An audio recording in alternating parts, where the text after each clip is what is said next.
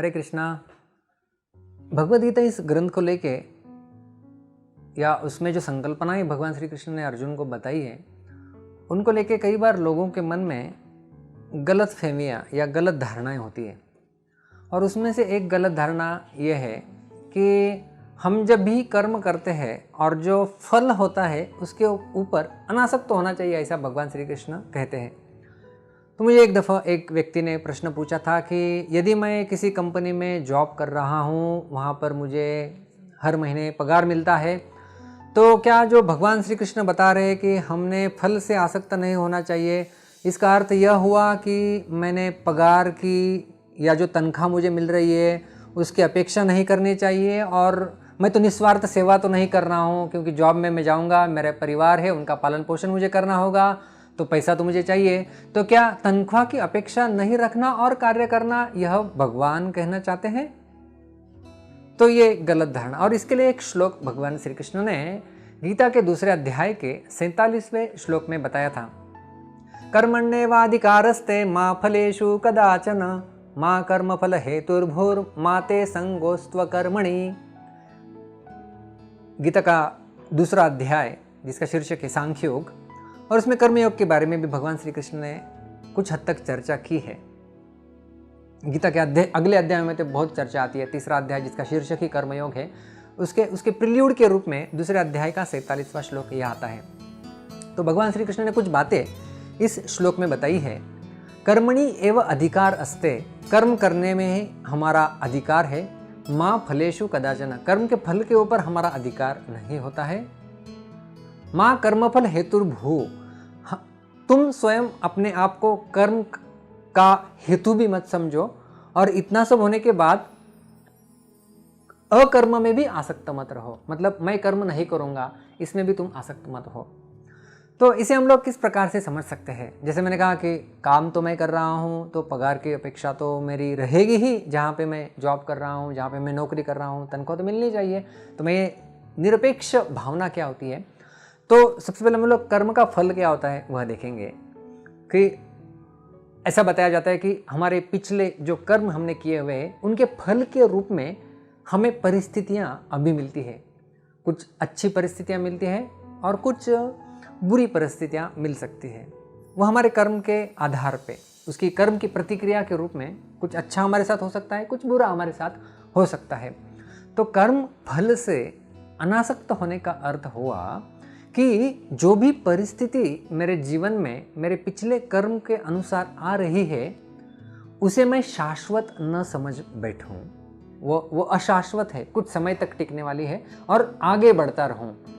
बहुत ही यदि सुख आ जाता है तो मैं केवल सुख के ही समंदर में गोते खाते रहूं और बाकी सब भूल जाऊं, ये भी नहीं होना चाहिए। और उसके साथ साथ दुख भरी परिस्थिति जब आ जाती है तब निराश नहीं होना है। और हम लोग देखते हैं कि कई लोग, कई विद्यार्थी भी, कभी निराशा आ जाती है उनके जीवन में, लोग आत्महत्या कर देते हैं। और बहुत ही आसान तरीका अपनी निराशा निकालने का लोगों के पास ये आ गया है। तो दुख भरी परिस्थिति में निराश नहीं होना, और जब सुख आता है हमारे जीवन में तब बहुत ही सुख के सागर में ही केवल गोते खाते रहना और बाकी जिम्मेदारियों को भूल जाना, यह भी नहीं होना चाहिए। अर्जुन इसका एक सर्वश्रेष्ठ उदाहरण है। महाभारत में आता है कि जब अर्जुन के पुत्र अभिमन्यु, इनका निःशुल्क तरीके से जब वध हुआ, तब अर्जुन वहां पर रोने लगते हैं। भगवान श्री कृष्ण भी अर्जुन के साथ वहां पर होते हैं।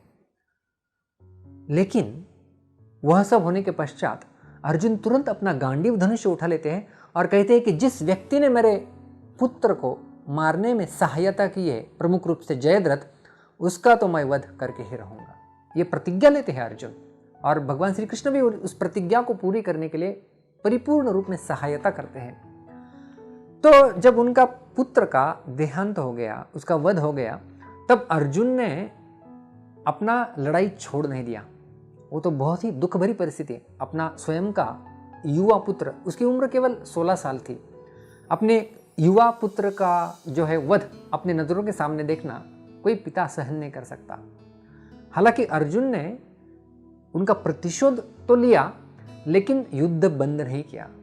तो इसी प्रकार से हमारे जीवन में जब भी कुछ दुख भरी परिस्थिति आती है तो हमें यह समझना चाहिए कि ये दुख भरी परिस्थिति मेरे पिछले कर्म का कुछ प्रतिक्रिया हो सकती है और इसके लिए और वो अशाश्वत है, शाश्वत काल के लिए चलने वाली नहीं है।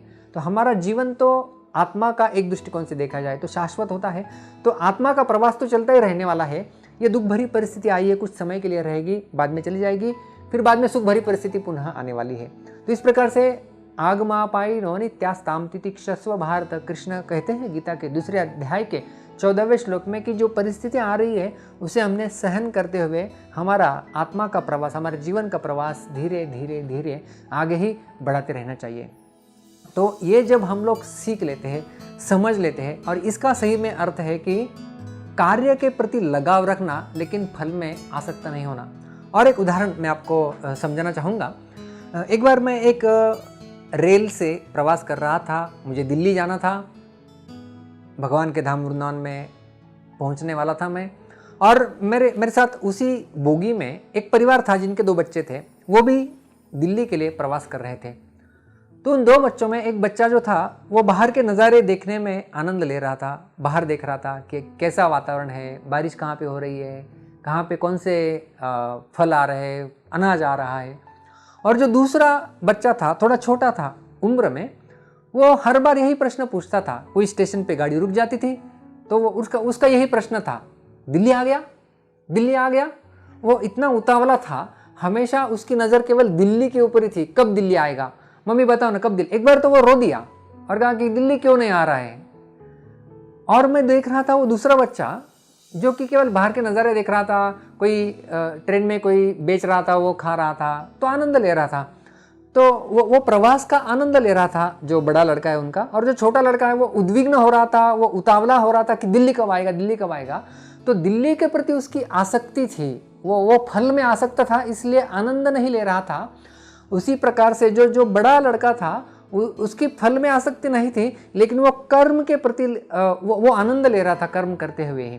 उसी प्रकार से जब जो कर्म हमें दिया गया है उसके प्रति हम लोग लगाव रखें और हमारा हृदय डाल के भगवान की संतुष्टि के लिए वो कर्म यदि हम लोग करें। मानो कोई विद्यार्थी है, पढ़ाई करना है, विद्यार्थियों को पढ़ाई करना इतना अच्छा नहीं लगता है, मुझे पता है, लेकिन जब विद्यार्थी है उसका फल के और ही हमेशा ध्यान होगा कि मुझे इतने मार्क्स मिलने चाहिए।